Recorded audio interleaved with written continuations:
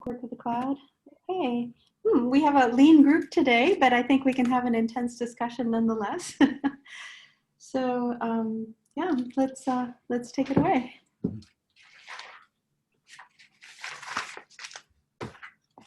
I always like how when Michelle does that, it's like something that I've got to do right at this moment. Yeah. Well, I just kind of deferred to you, but either way. No, it's fine. It's fine. It's fine. I mean, this seems like a good session to have. This could be good planning, right? Exactly, yeah. So I mean, I have something. Sorry, Michelle. I have something that a kind of virtual tour of something that we can go through as a kind of, maybe we could do that halfway through as just to break.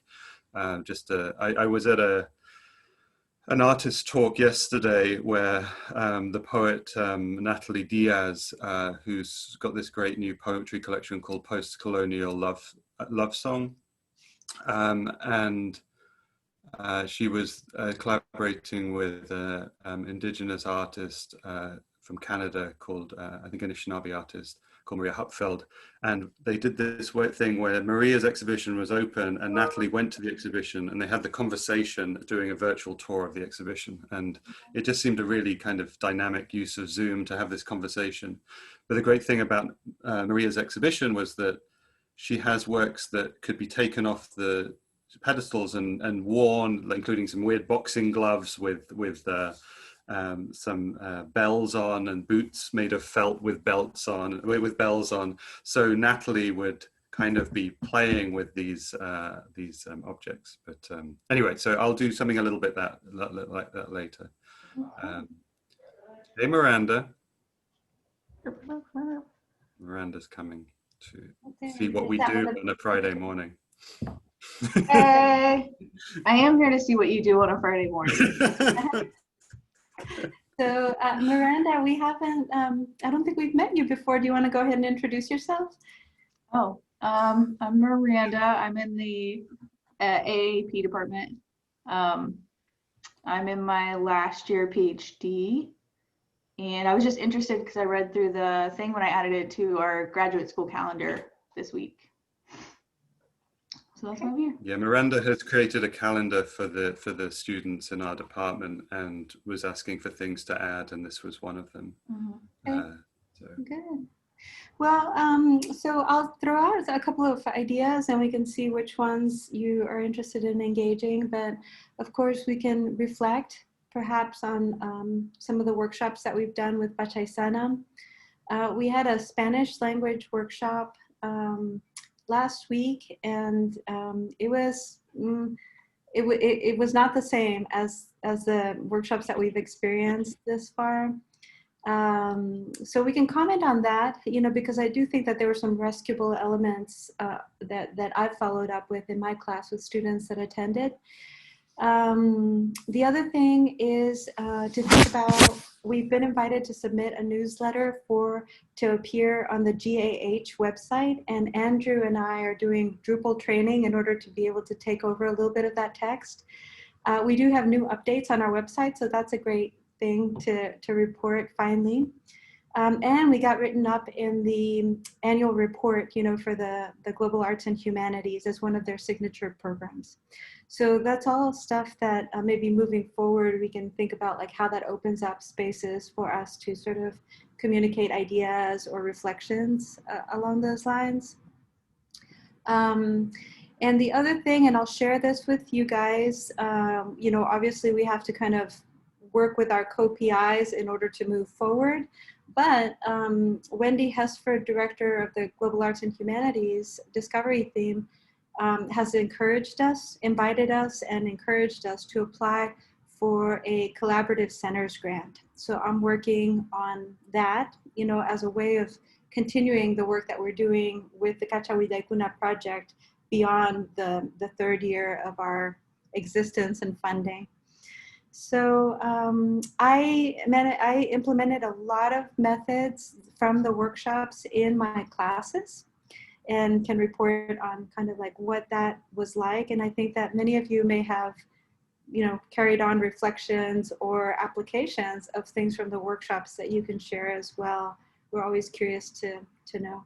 So I think given that, I think this is what's so good about this this format is that we don't know who will be here, and so therefore it gets us into it. So before Miranda arrived, we were kind of all going to knuckle down to do some kind of reflection on and what we're going to do next. But your presence means that I think we need to kind of keep the kind of open borders between the working group detail and kind of presenting what we do as well. And then also, I mean, this is a session at 1 hour only to think about kind of unlearning or stepping back from certain elements of productivity. So I think that has to be part of it too. So I was wondering actually, so these workshops, Miranda, and again, you know, this isn't just this is for us as well. So because some of us were at the Spanish language workshop, while others of us have been at the English language workshops of this is called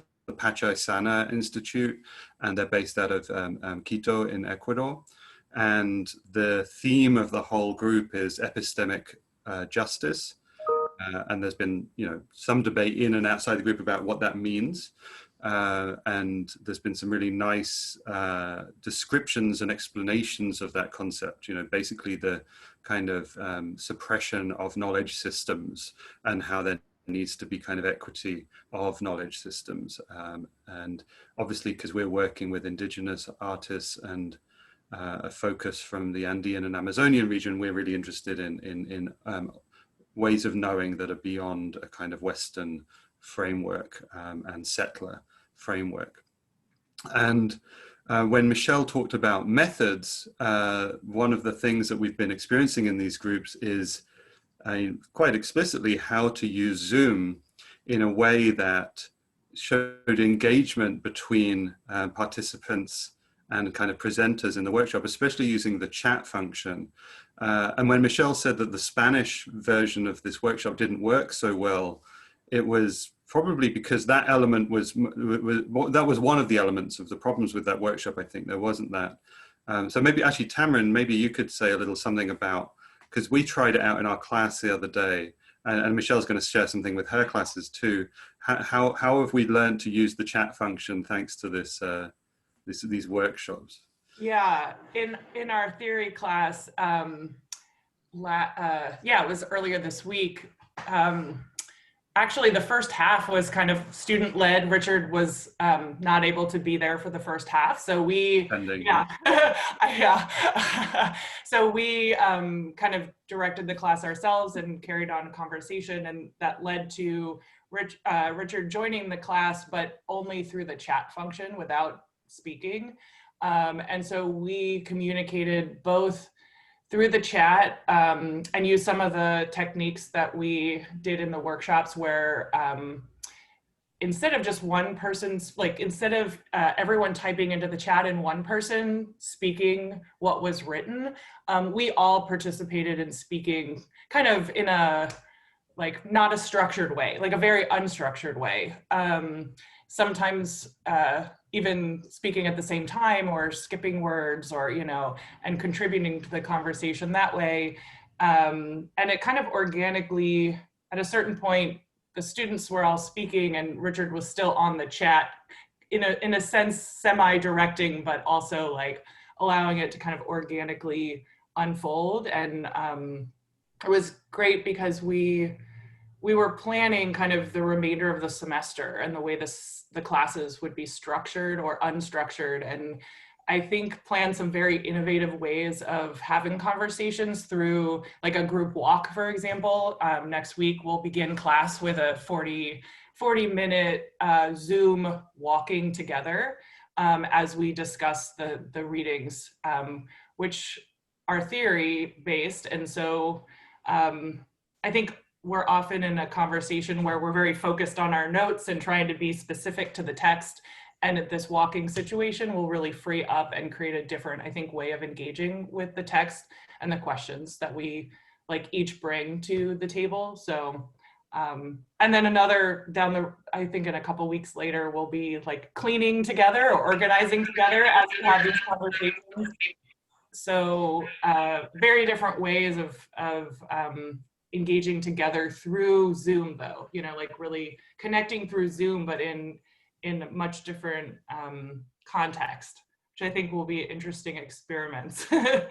But yeah, I've really enjoyed the different ways of using the chat. And I even read an article about how Zoom courses and the use of chat are allowing for conversations and engagement with students that haven't had an opportunity in like an in-person class, where students can ask questions in the chat and other students can be answering them while the professor is maybe carrying on a lecture or another conversation. So I think it's really interesting that it actually opens up these opportunities for multiple conversations that wouldn't be possible in an in-person class. So. Thanks, Tamron. Michelle, do you want to say something about how you've been processing the workshops in your classes?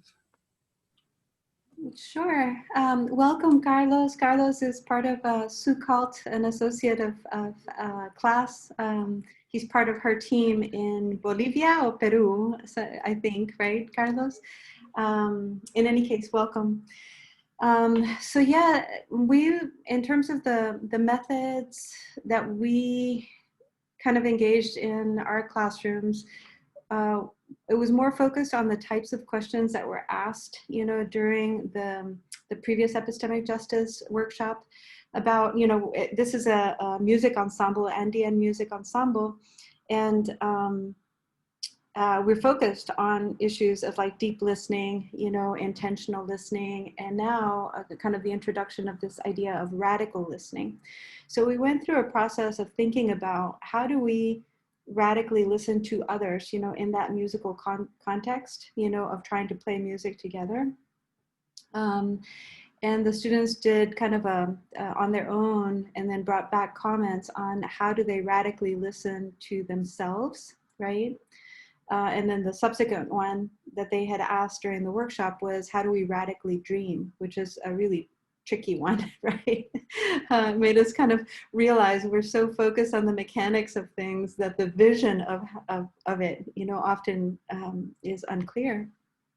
So in terms of radically listening to ourselves, it was very interesting how people discussed, for example, how you do that in different parts of your body. So conflicting ideas and not being able to kind of decide or pick one. And so what do you listen to in your head, you know, but then also relations to following your gut feeling. So thinking about how some of that listening to your body comes from your gut, you know, and then ideas of like how people talk about speaking from the heart, you know, so it's a different location, you know, of where knowledge or understanding or listening comes from, right?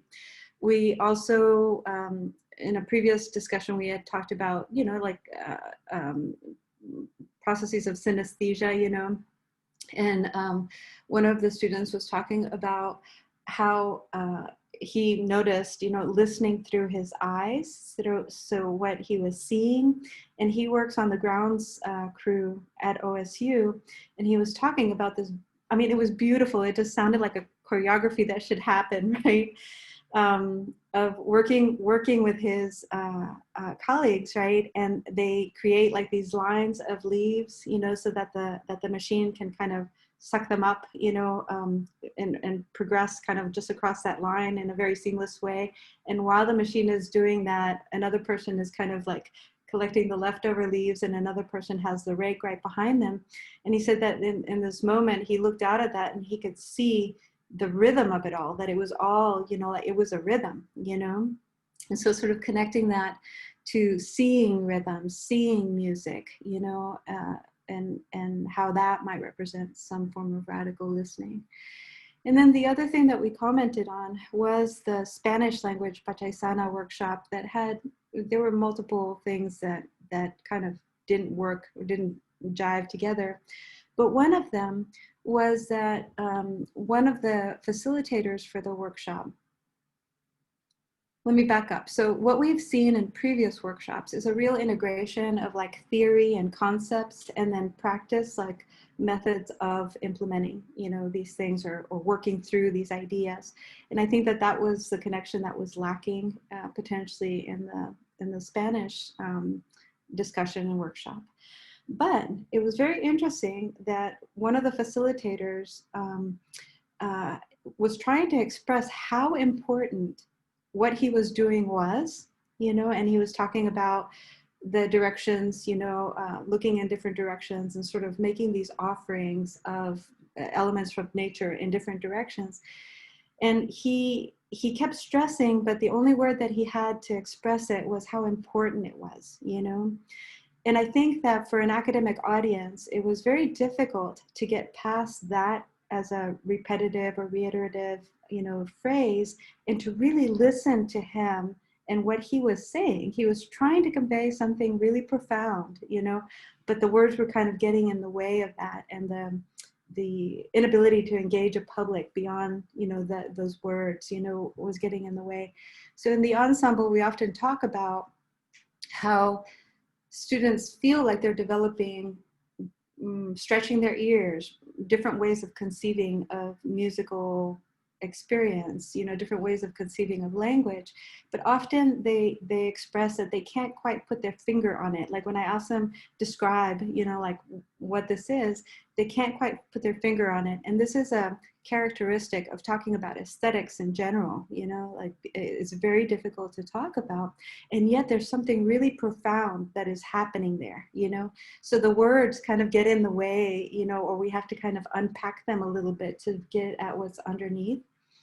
But in that way, I think it helped us sort of appreciate that what the facilitator was doing required radical listening on our part, right? To sort of meet him more than halfway,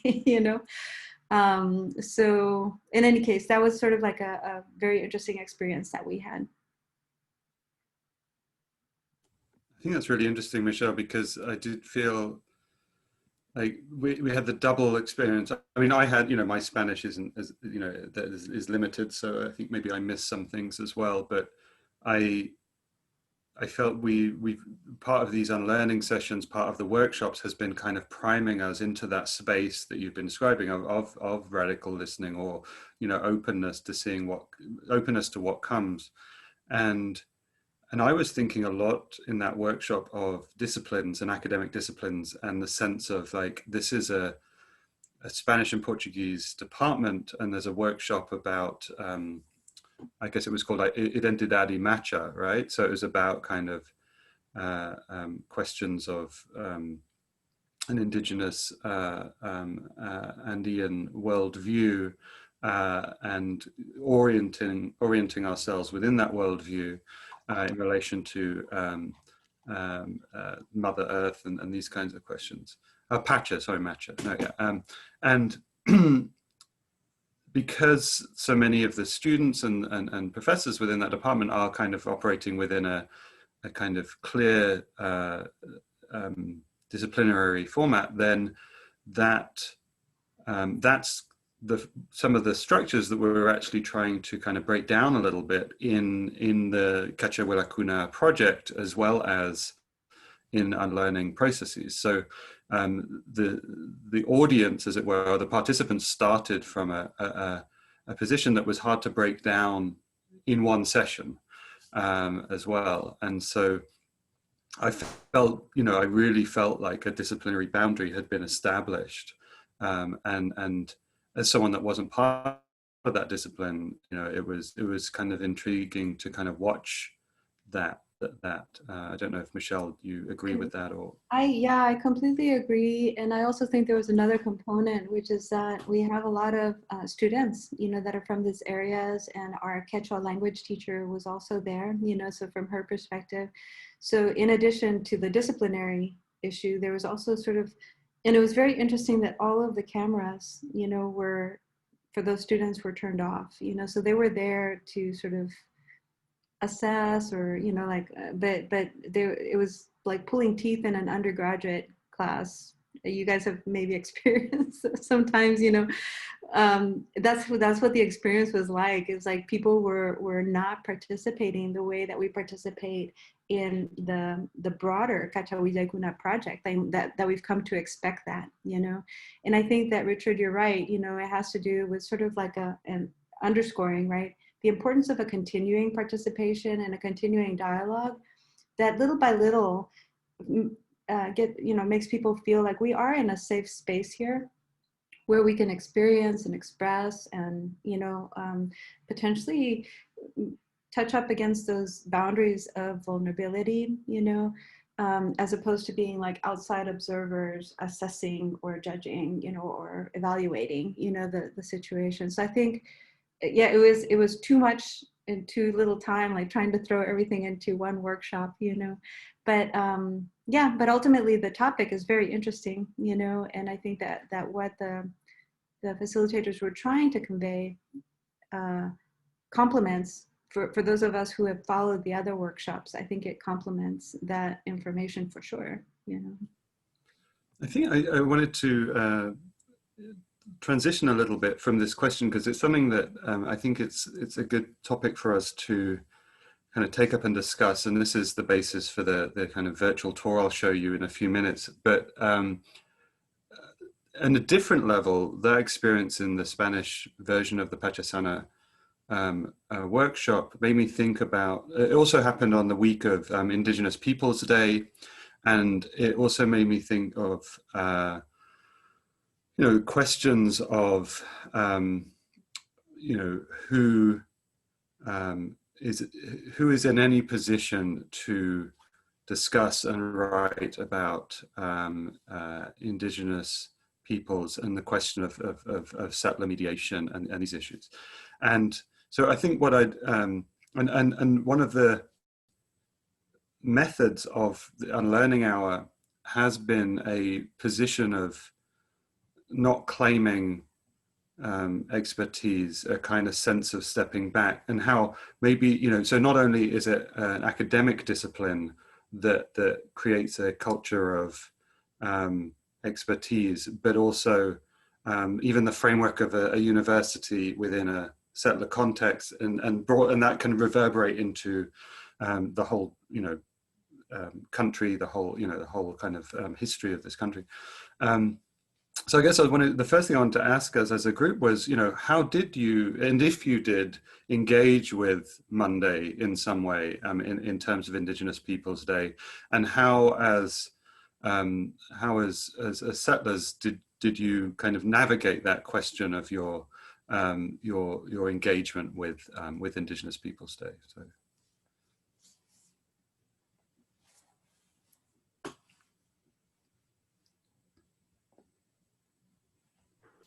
I was kind of thinking about the more general societal paradigm shift away from thinking of it as a celebration of Columbus, whom we all know to be, just the worst, hopefully now, and moving it towards this kind of conception of, I don't know if it's necessarily I guess we can phrase it as a celebration of indigeneity, but I think that that's a hard thing to do if you're not Indigenous. So I'm kind of thinking about, what does it mean, like you were pointing out in the question, Richard, what does it mean for someone that is a settler that has arrived to acknowledge, recognize, see what has been done generations and generations before that, we're still living in the wake of. So that's kind of how I was thinking about it.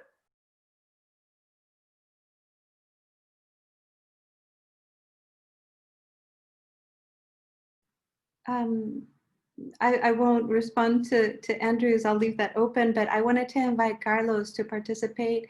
Y Carlos, puedes participar en español o en inglés. Creo que tenemos la capacidad de traducir o de entender. Creo que todos tenemos algo de español. Entonces te invitamos porque, no es Carlos, es alguien más, es el nombre. So, pero en todo caso, sí, te invitamos. Sí, soy Carlos. Sí, ok, perfecto. Te había visto una vez antes, pero sí, por favor, compártenos este comentario sobre este Día de la Raza, que le llamamos en Latinoamérica. Aquí es Indigenous Peoples Day. Y como decía Andrew, como rozándose con otro término que es Columbus Day, entonces, ¿cómo nos celebramos y cómo nos posicionamos nosotros? De pronto como no indígenas, para hablar o participar en un evento así, ¿no? Bueno, bueno, no sé si creo que estoy contra luz. Bueno, tengo un pelo largo. Este, hablando de, bueno, la pregunta es, ¿no? ¿Cómo nosotros hacemos en cada uno en su sector, me imagino? ¿Cómo nosotros hacemos acá en Bolivia, por ejemplo? Ah, es la pregunta, ¿no? ¿Aló? ¿Me escuchan? Sí, Sí, sí, sí. esa es la pregunta. Ah, bueno. Bueno, cuando estábamos hablando dentro de la educación, antes había, bueno, eventos, normalmente, bueno, hablando de área rural y la ciudad citadina, la diferencia era que en el campo, así, bueno, mostraban a los estudiantes cómo es de diferentes culturas hacer sketch y mostrarlos y para que vean las diferentes culturas que tenemos. Entonces, aquí en la ciudad no vi todo, o sea, no estuve tanto enfocado en eso porque yo normalmente estaba trabajando en el área rural, entonces con los nativos hablantes quechuas.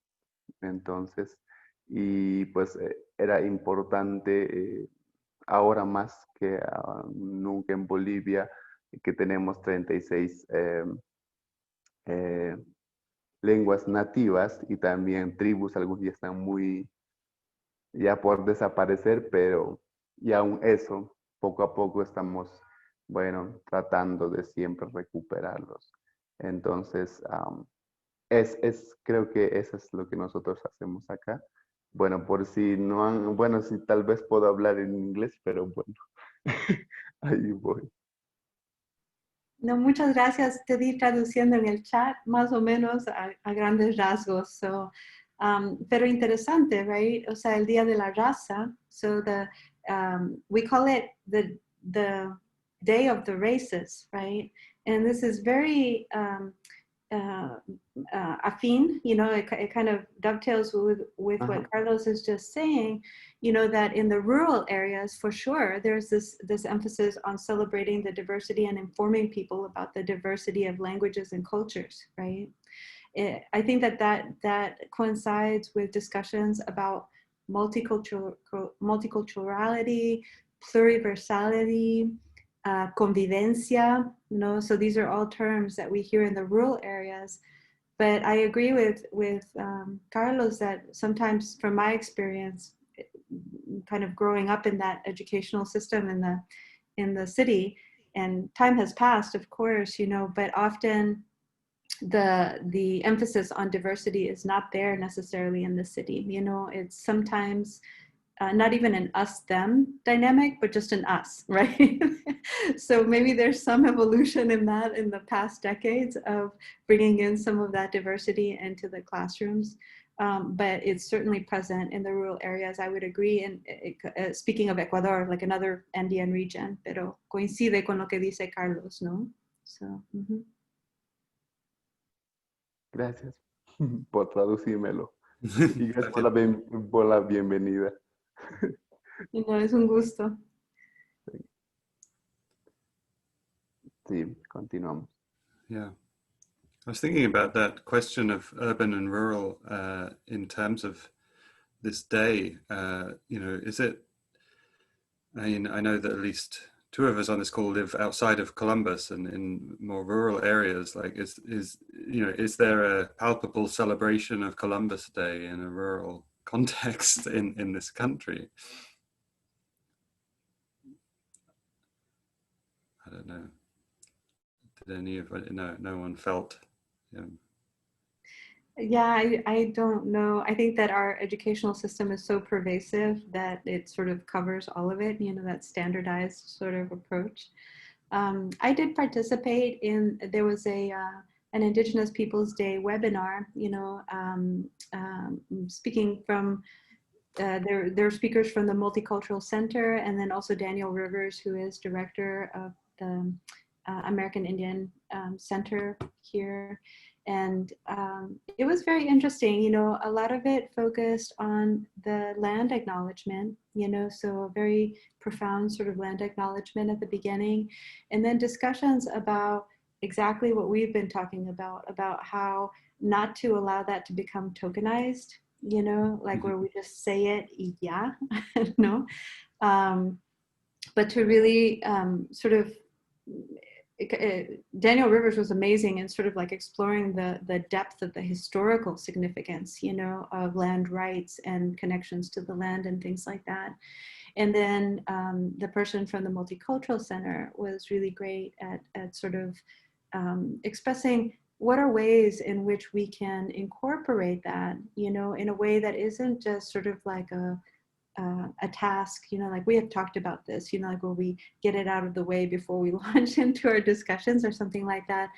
And what it means to Native American students, a very small population in our community, in our academic community, but still present, you know, and I think that also it goes beyond just Native American students to other minorities, right?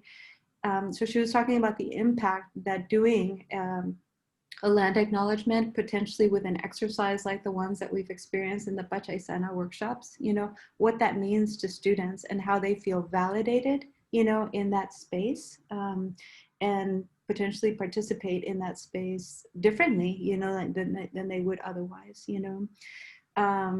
Yeah, so very, very similar discussions about tokenizing land acknowledgement, also about the problem of like inclusion in a broader frame that doesn't change versus making some sort of an intervention or a disruption of that frame. So there were some conversations about that.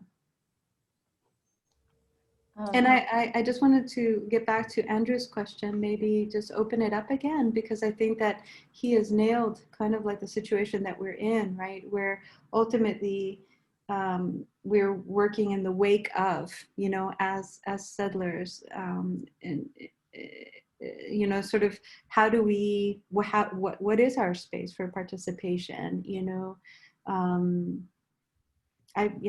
I think that that's a very, very important question, you know.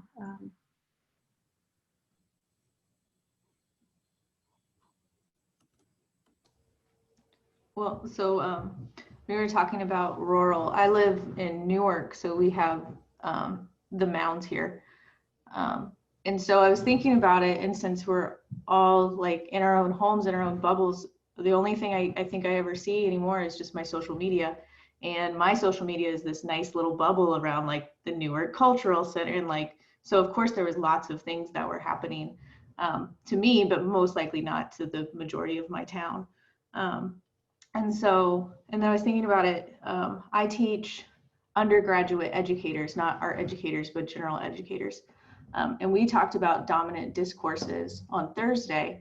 And I brought up the Columbus Day change to Indigenous Peoples Day. And one of my students said, no, Indigenous Peoples Day is the day after Thanksgiving, because that's OSU's calendar. So that was the only thing that they had heard about it, because that's their little micro bubble where it's still Columbus Day, but we added this day after Thanksgiving that we get off because I guess they needed a reason to get us.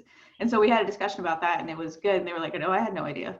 Like they're on their little campus space, I guess, even though it's inside Columbus, it's still its own little world. But yeah, I was just like, no, OSU's calendar is not the only calendar, you guys. But that was what I was thinking about while you guys were having that discussion. That's really interesting, Miranda. Yeah. That displacement. Yeah, Tamron, yeah. Oh, I was just gonna say that on Monday I attended like an artist lecture that involved Jeffrey Gibson through Brooklyn Rail, and it was I don't know, it was amazing conversation, but also I realized like I'm trying to better know about Indigenous artists that are contemporary artists working today. And I realized I had seen his work in multiple contexts previously, like in-person experiences with his work, and hadn't really like made all the connections to the materials, the subject. I you know, sometimes you go to an exhibition and you may or may not have time or be with people and read the labels and understand like the full context of the work. And, you know, I should be better at that. You know, I should know better, but I don't always do better. So I think it was really, for me, it was interesting to learn more about his family and his history and how that informs his work and his material choices. And yeah, so I also have a ceramicist, like former colleague that is Indigenous and has, I follow her on social media, and I've been learning a lot through her and just paying more attention, I think. So that was, I guess, what I did on Monday specifically, but in continuing to do and do better at. Maybe I could take that Tamron's mentioning of wall labels and tours to would you mind just going on this little tour with me? It should take, I'll try and keep it to like 5 minutes so we don't take up too much time. So what I'm going to do is I'm going to put all the links I'm going to show you in the chat, and we'll have a 1-minute video, and then I'll take 2 minutes or so to tour through the installation and then just link into a text that this collective group wrote. So these are all the links coming through. So I'll share screen with the YouTube video to start.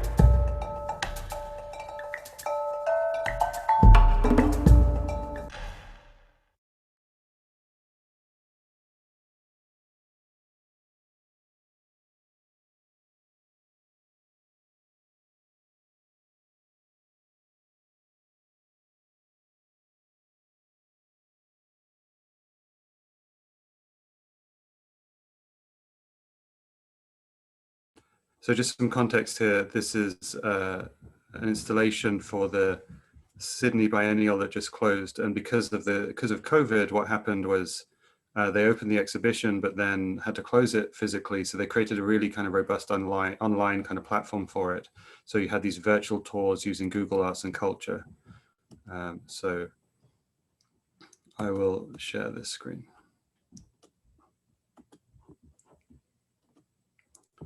And I might just read the text just so we have it for the audio. So this is Colectivo Ayuyo.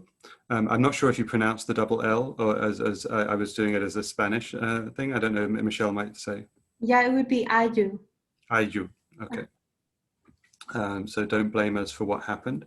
And to navigate this, you just kind of scroll down. And so this is a collective that works in Madrid. And it's made up of 5 different artists, from 2 from Ecuador, from Chile and Argentina and Venezuela, and they're listed here. Colectivo Ayu is a collaborative research and artistic political action group formed by migrants, people of color, and queer and sexual gender dissidents from the ex-Spanish colonies. The collective proposes a critique of white supremacy and European colonial heteronormative ideology.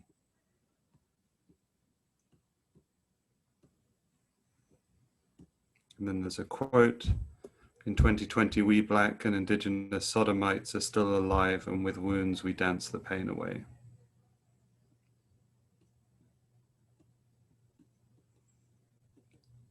Caution, the savage dogs arrived. In 1513, the Spanish conqueror Vasco Núñez de Balboa sent dogs to kill indigenous sodomites in the town of Caraquea. From that moment, the Spanish Empire began the heterosexual colonial project.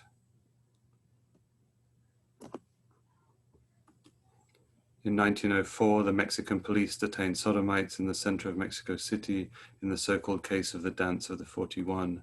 The same happened in 1956 in Asunción, Paraguay, in the 108-1 Quemado case. 108-1 Quemado case.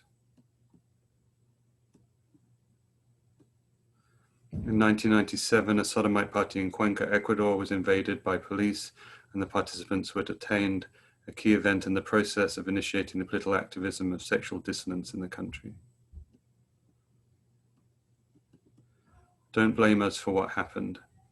This installation by Colectivo Ayuda Migrantes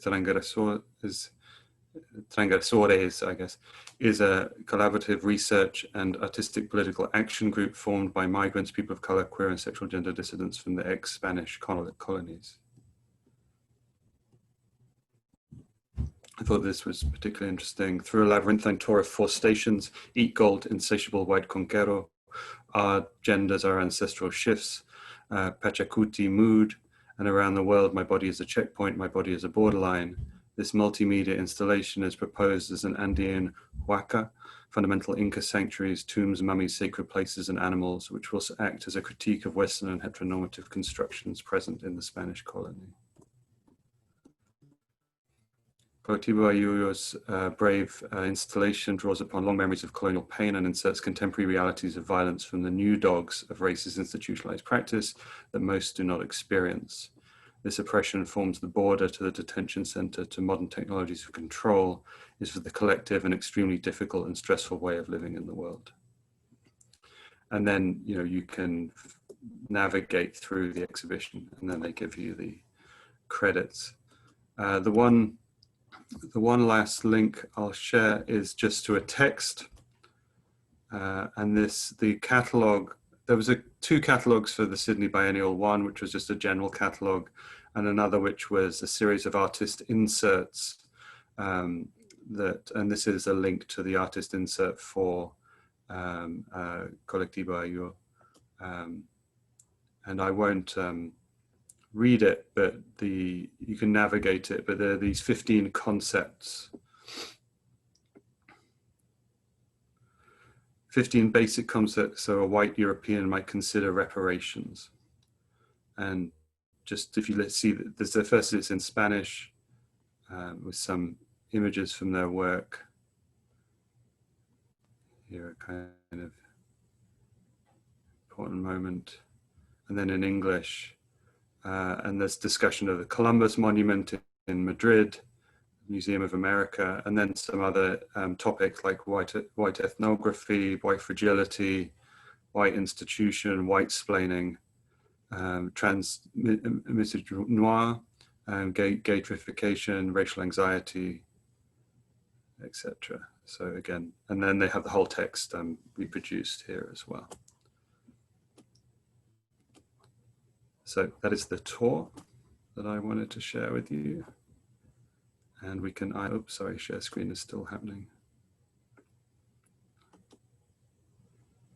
Wait, is share screen still happening? No, you're good. Okay, You're good. good. I think my Zoom is doing the thing of maybe it's going to crash in a second. So I don't know if I can even mute myself at this point, but I'm going to just sit back. Okay. Yeah. Let's open it up. I mean, this is very powerful stuff, no? One of the things that comes to my mind is the relationship between text and image, you know? So often we think of image as complementing text or text complementing image, but we just did a unit on Huamampoma de Ayala in my class, and Rolina Adorno's interpretation of how the spatial arrangement of the images tells a very different story than what the text is explaining. So Wamampoma sort of as this interpreter or translator, you know, but he plays with this idea of image and text and has made my students very aware, you know, the fact that those things may not go hand in hand. They're not necessarily complementary, but they may be actually telling two very different sort of experiences or two realities, you know. So I was struck by that, you know, just in this exhibit.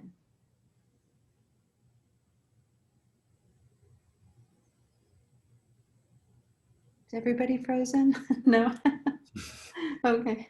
I think Richard's. I might actually leave and come back. So, but just obviously carry on without me because I think I'm gonna Okay. crash. So any reactions to what? I mean, very powerful, right? I think it also brings us back to the space that Sebastián Calfuquera Aliste had explored during his residency, which is an intersection of gender, sexuality, indigeneity, you know, and a variety of other identities, you know, not just one focused thing, but like multiple identities. And the way that he explored that through different types of theory were pretty impressive, you know. And maybe the one other thing that I would throw in here is that when I work with Indigenous communities, there have been very powerful statements that go beyond race, right? And these are communities that are having to deal on the ground with the fact that they are blended communities, that they have to live with their mestizo neighbors, you know, that many of them are mixed households, you know, things like that, you know. And it's one of the very powerful statements that I heard was a leader, basically, this was connected to like the Stations of the Cross. And at the end of it, he said, this is not just an Indigenous, not just a Black, not just a minority, you know, issue. This is about los pobres, right? Los pobres that have been abused by the system. And he included in there everybody, right? Everybody that were pobres, you know? So he shifted the discussion from a thing about race and ethnicity to issues of class, like class differences that white people or mestizo people in the communities were also sort of experiencing, you know. And it was interesting, like what happened in the shift of that framework in terms of ideas of justice, you know, ideas of shared, you know, sort of experiences, limitations of those shared experiences, you know. So it wasn't like subverting or downplaying the tensions that existed on an ethnic level, but the reframing really gave us, everybody, I think, pause to think about things in a really, really different way. So I thought it was incredibly productive, you know. So those are just the things that came to my mind. And Michelle, can I say something? Of course. Okay, and Michelle, probably complementing a little bit about what you said about the images with their explanations. Me, I was working here with my students. I was working with those weavings. I think you saw the weaving, the kind of weaving that we have here. For example, my mother's weaving.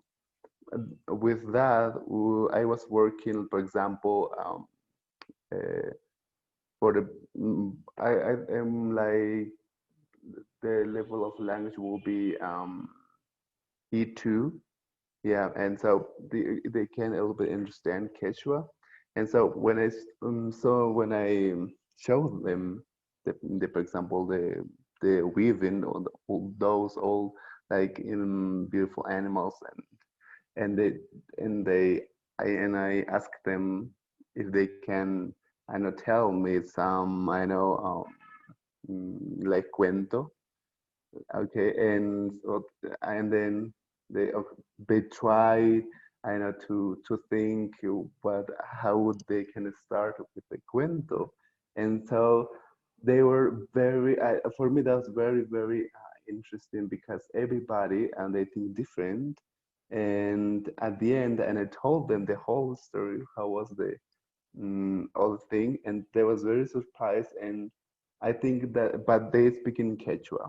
For example, they are not very good in Quechua yet, but they try explain me how will be. So I think there are 2 points that you can see there.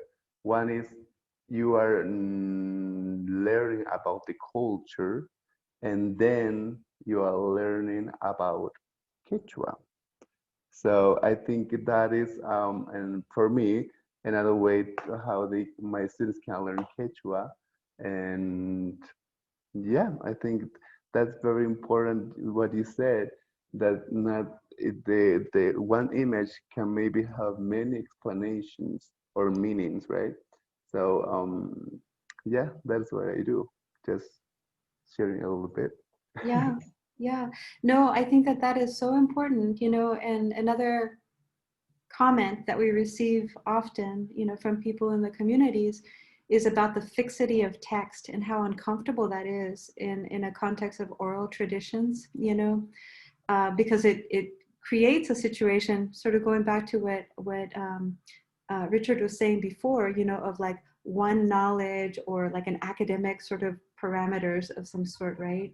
Where what we see in the oral traditions and in the context like Carlos is saying is that there are multiple interpretations, multivocal participation in telling the cuentos. Always everybody jumps in, you know, and it's different every time, you know.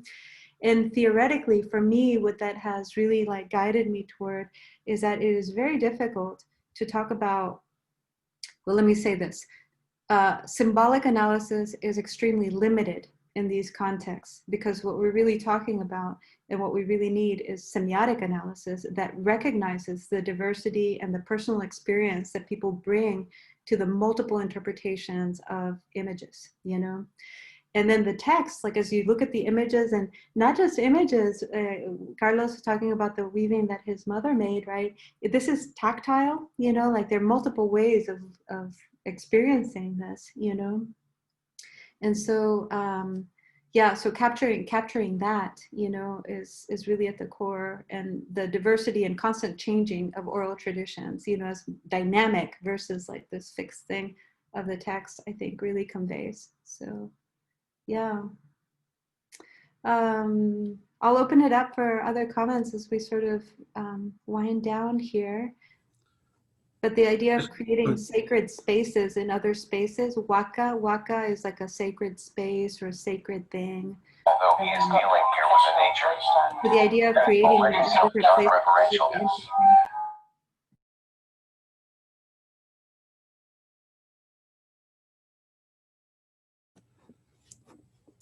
Sorry about that. I just wanted to bring us to this one. I mentioned this artist talk between a poet and an artist in a gallery space. And there was one moment, I actually asked a question at the point, and it was about whether there was poetic language in the exhibition, and the answer, I'm going to see if I can pull it up. I know we're only a few minutes over, but it was really intriguing the way that they answered. I'm just going to see if I can find it, because it's it talked about how poetry doesn't have to be in language, and so if I can just bear with me for 1 second. And that we're everything. So often when you perform, bring and you know, and yes, those are parts of migration, but also those. But when we're looking at designing the exhibition of this prospect of having a silver tongue, this is called silver tongue, but dragged in, right? Yeah.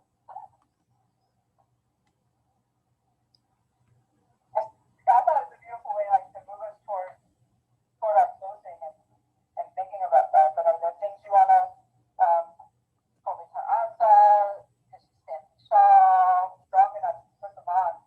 I wanted to, because there was a number of works in the show, just really. No, I won't be able to find it in time, but it was just saying that the works in this show were, the objects were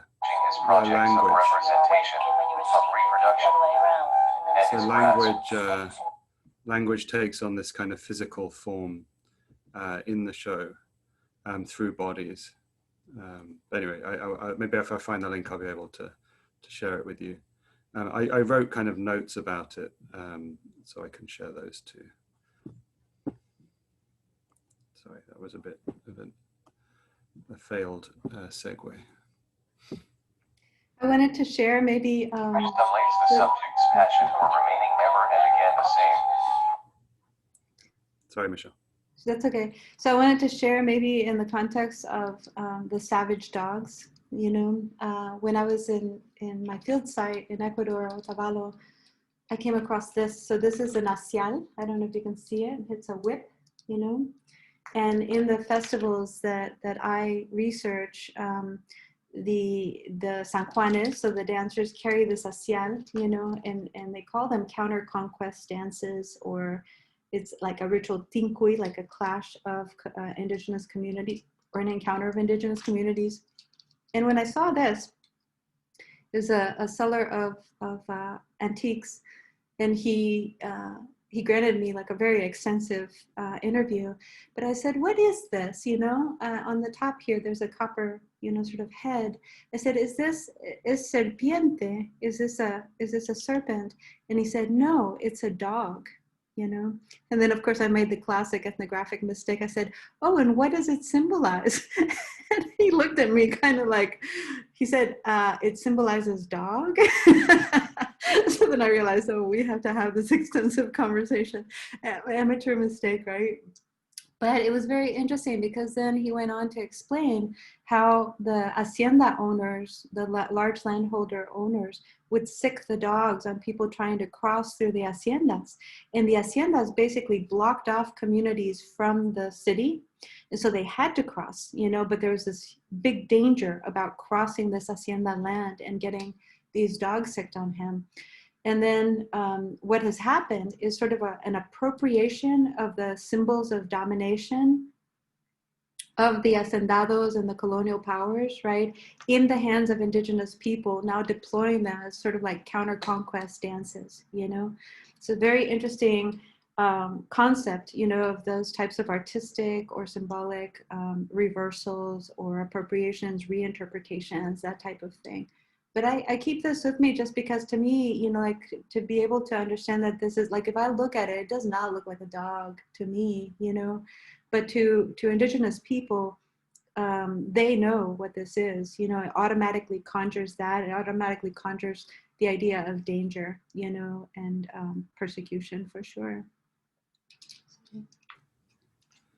On that note of danger and persecution, we've reached our hour of our Unlearning Hour, and as we always like to do, we try to not go over so that you can go about your day doing the learning or unlearning that you will do throughout that day. So thank you all. Every one of these is different. Every one of these, the different dynamics, different people, and I'm so grateful to the people that come back every day, every week, and also the people that come in different weeks. I think the dynamic is always intriguing. So thank you all. I dropped an event that might be of interest to people this evening about art and praxis during COVID, and it's a bunch of different artists. I'm not sure if they're Latino from the US or if they're from Latin America. I was trying to figure that out, but it wasn't really working. So hopefully you can.